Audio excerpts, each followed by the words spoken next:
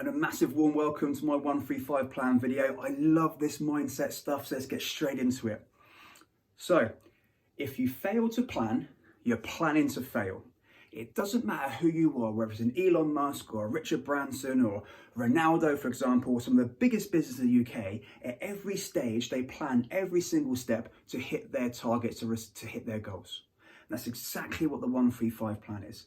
So no matter what you're doing in your life right now, whether you want to get into property or you're creating your dream holiday, you want to get fitter, you want to set up your own business, no matter what it is, you have to put it down. You have to roadmap how you're going to get there. And my 135 plan can very simply help you do this. And I've done this for my property journey and everything that I want to achieve in my life. So the 135 plan, let's break it down. Number 1 is your overall vision. Number 3 are the 3 objectives you need to do to make your vision come to life. Number 5 are the 5 small stepping stones to complete each objection.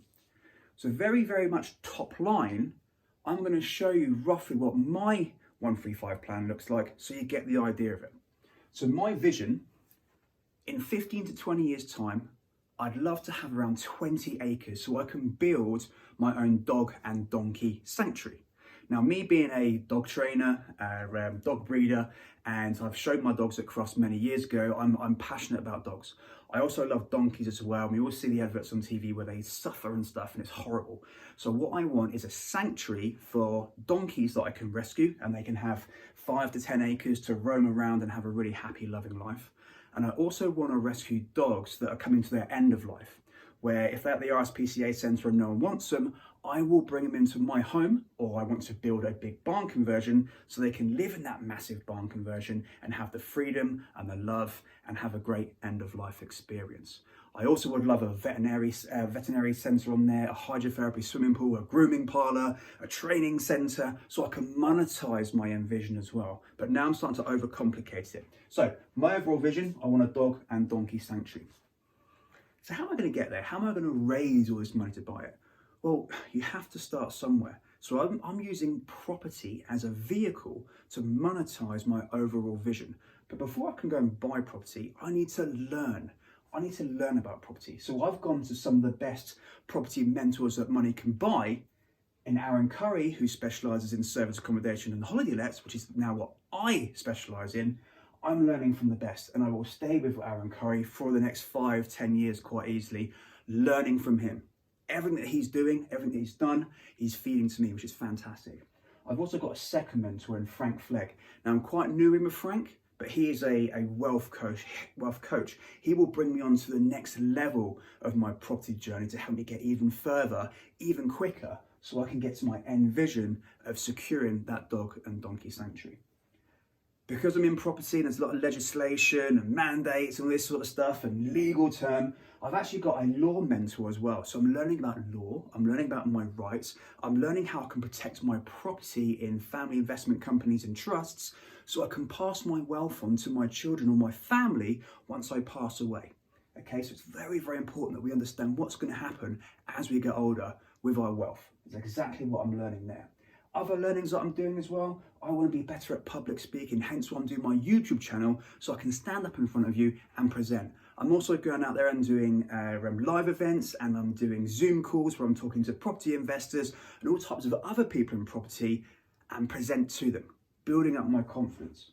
And my other learning that I'm getting to is grammar. When I was at school, I was probably bottom of the class with reading, my spelling was horrendous, and now I've had to retrain my brain to be able to do my property journey, but part of that is increasing and getting better with my grammar as well, which is really, really helping me.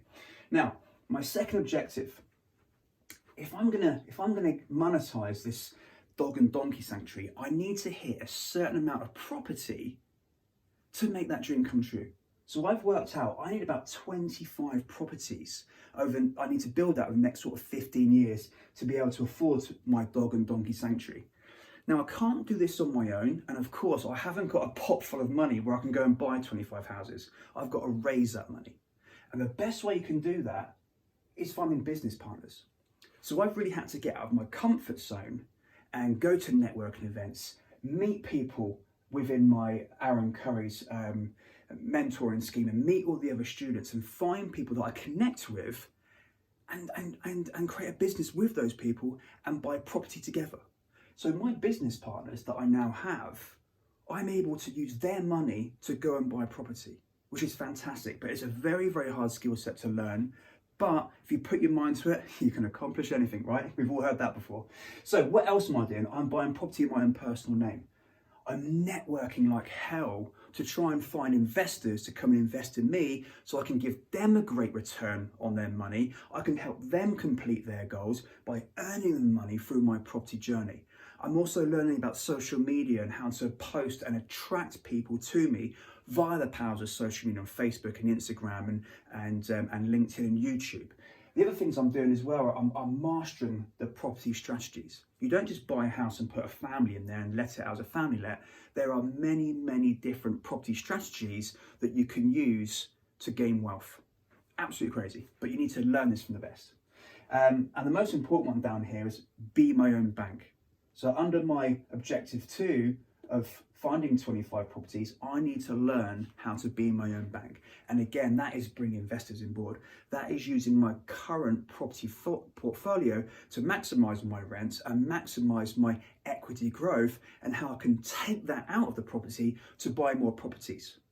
The compound effect. If you've never heard of the compound effect before, go and read up on it and it'll blow your minds on how you can use money to grow it at a faster rate. Now, the last point of my last objections is personal growth. Now, what I didn't realise when I first signed up with my property mentors is that it's actually 30% property in here and 70% mindset. You have to get your mindset right to enable you to do all this work, to carry it out, to have the drive and the passion to carry on doing it. So what I've had to do in personal growth is really find out who I am. Now I'm 43 years old and I probably didn't really find out who I truly was until like the last 3 years. Massive, massive learning journey I've gone on to find out who I am. From that, mindset. Mindset is so key that I don't watch TV no more. I don't look at mainstream media because they put the fear of God into you. Or there's going to be a property crash, or properties they're going to crash by 25%. This, that, and the other. Don't want to listen to it. I don't need it. I know what the truth is. I know what the real news is. I don't need to go out and watch that fake news no more.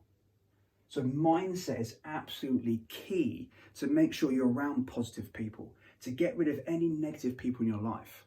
Get rid of that negative media that will put negative thoughts in your mind. Positivity, learning from the right people will increase your mindset and make you a hell of a lot stronger. So that is a massive thing that I've had to do. Second one, be a great husband. Everyone wants to be great for their partner, but there's being great and there's being amazing. And that's what I'm looking to do. I'm looking to be an amazing partner so I can support my wife with her journey and everything that she's doing. Because the last thing I want to be doing is being selfish. And that's what I don't want to do.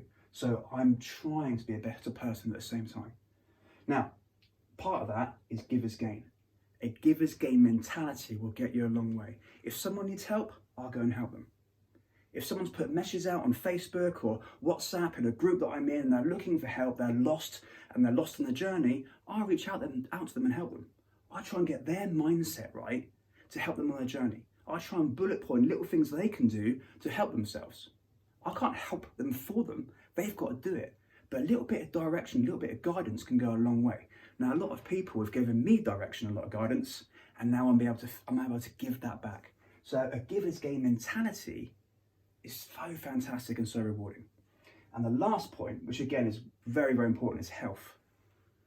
Now, think of it as a sausage machine. If you put pork in, you're going to get pork sausage out.